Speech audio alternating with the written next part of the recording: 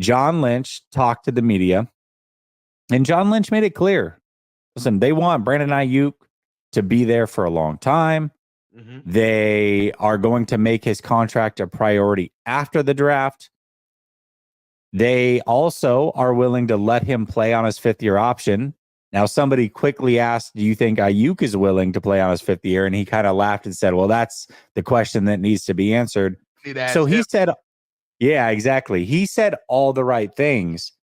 But what I find interesting, and that they're constantly talking. They're constantly in talks, right? But he says all the right things.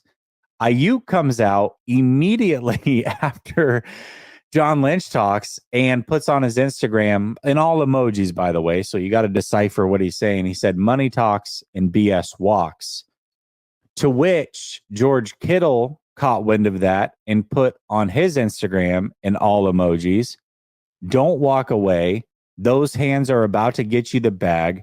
Out of this world money, you're about to eat, dog. So a lot happened. A lot of negotiation tactics going on, certainly. What are your thoughts around Brandon Aiyuk and how the 49ers are handling things, what they've said, and what Aiyuk has said, and how he is choosing to handle things? He still ain't got no leverage. It's 100% up to what the Niners want to do. Brandon Aiyuk is due $14 to $15 million this year, and he's also due a franchise tag if they want to by next year. And that's just the long and short of it. And the only time that we're going to actually see any type of movement with BA is that if a team finally steps up strong enough to give us a package for BA that we just cannot deny, right? So that's really what it is. Unless somebody comes in and wows us with a compensation package that matches something that far supersedes BA and we can just get rid of it, move BA, we're going to do it. If not, BA is going to play for $15 million this year. He's chatting. The thing about it is that I just feel like he's a little too reactionary. You don't have to respond literally after the interview.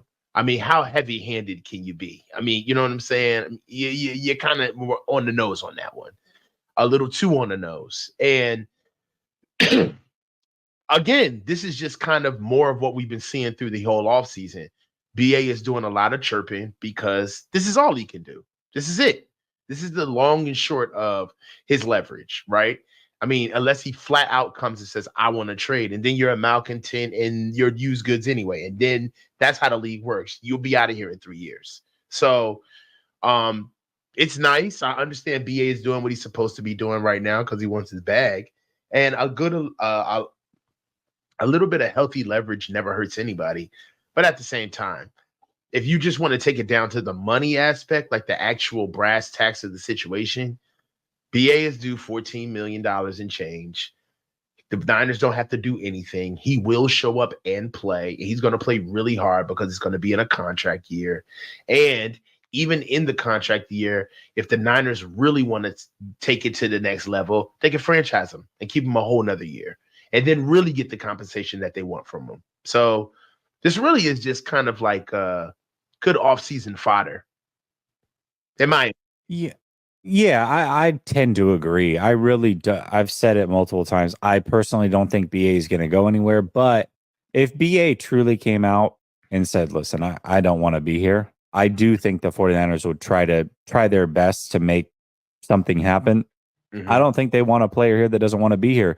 They basically just paid Armstead to not be here because he didn't want to be here anymore. And this is the way they've operated. It's not like it's happened very often. And Debo said, hey, I want to be traded. That was a money play. But if Brandon Aiyuk truly does not want to be here, I think that they would let him walk. I just don't think that that's necessarily the case. I think what he's doing is trying to gain any leverage that he can, at least in the court of public opinion, knowing damn well, to your point, he doesn't have any leverage. He really could be franchise. They could have him for the next 3 years without giving him any contract. Not one penny. That's the reality. So. Yeah. I mean, and I hate to, it would be fun to kind of just go with the back and forth of this, but really what kind of killed BA's entire like swag, this entire like motion that he's in right now is we dealt with this with Debo. So it's just like, because it's like we kind of been here already. So with BA kind of like giving us part two of it, I feel as though maybe if this was the first time we've dealt with something like this, maybe the reaction to just uninformed fans would be like, man, like BA really wants to get out of here. What's going to happen? But, you know, I kind of feel like that gun's got one bullet and Debo already shot it. So now with BA, it's kind of like, it's almost like the middle kid trying to wild out. And it's like, well, your older brother already did this. You do understand that we've dealt with this before. We're not going to, you know, get knocked off our pivot just because, you know, you want to assert yourself for your worth. And to BA's credit, to defend him, what else can he do? Right? What else can he do? He's a player. He's on the team where he feels as though that he's underutilized, and he feels like there could be a position where he may get cornered, right? Where it's like, look, I understand what my numbers say, but everybody knows on this offense how vital I am to getting things done. And I want to get paid just like the rest of these guys. I'm not going to be a second fiddle fiscally on this team. You know, I mean, if you're BA and you're looking at the defense and you look at all of what those guys get paid, and then you look at the offense and then the guys that are ingratiated with Kyle, and you see Debo making $28 million per, Trent making $30 plus million per. Kyle Juszczyk is the highest paid player at his position in the league with a pay cut, and he's still the highest paid player at his position in the league. All right. And then George is still knocking down his 17. It's like, yo, if you're BA, you're like, nah, dude, like you guys got to pay like you weigh. You know what I'm saying? So I understand where he's coming from. We have two questions. One of them is by a live insurance, says, why wouldn't he want to be here? I'm not saying that he wouldn't want to be here, but on the off chance that he doesn't want to be here, I think the 49ers would try to make it work for him, as long as he does make that clear prior to the draft so they can try to get something for him. But I mean, the biggest reason would be targets. He thinks he's the best weapon on this team. I'm sure he does. Now, whether you agree with that or not, that's totally fine.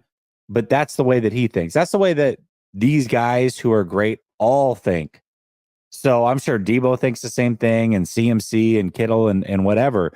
But he thinks he should be getting his lion's share of targets. And right now he's not. Right now he's not getting paid the way that he thinks he deserves, and he's not getting the shine that I'm sure he thinks he deserves. So if you're not going to give him either of those things and make him play on the fifth year, that's not going to make him happy. He's going to want to go somewhere else. But if you give him the pay he thinks he deserves, I'm sure he's fine with it. Right? But so they got to figure that out. And I think ultimately they will, but there is a chance that does come to a head and he says, hey, I don't want to be here. I know I can go somewhere else. I know I can win somewhere else. And I know I can get paid and get the targets that I think I deserve somewhere else. So those things are all possible. And really, it's all about elevating himself to where he thinks he belongs. I mean, it's hard to say this with Debo being on the team, but if you get BA by himself, he'll let you know, I am a number one receiver. I believe that I'm a number one receiver. I believe that I should be able to lead an offense and get all of the targets, like you said, Jesse.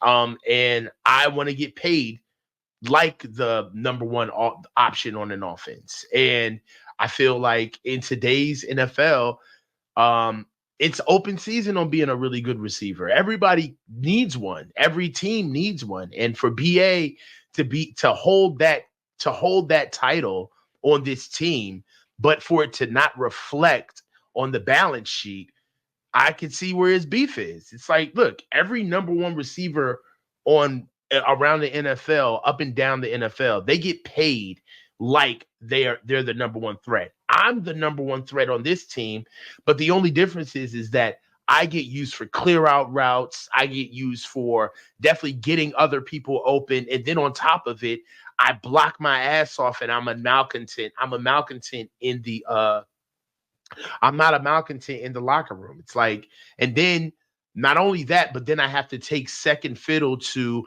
all of the embedded names that are already here. Like if I'm BA, it's like, well, how can I elevate myself over a Trent Williams? How can I elevate myself over a Deebo Samuel, over a Christian McCaffrey? And week after week after week, it's like these guys are the ones that are getting elevated. And then on top of it, if you look at the hierarchy, I'm nowhere near these guys, and those guys aren't even over the freaking coach. So it's like, where do I really stand? Like, I'm leveraged in this entire situation. I really can get buried if they don't want to give me targets. They don't have to. So I see what BA is saying. Like, he doesn't like his situation.